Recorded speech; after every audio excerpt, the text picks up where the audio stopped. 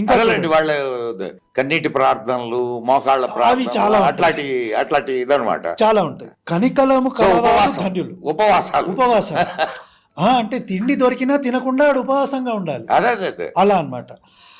కనికరము కలవాళ్ళు ధన్యులు, వారు కనికరమును పొందుదురు.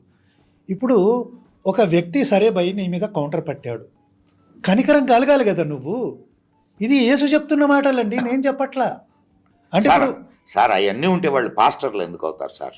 మీరు భలేవాళ్ళు సార్. లేదండి, వాళ్ళు పాస్టర్లు నేను ఒప్పుకున్నాను.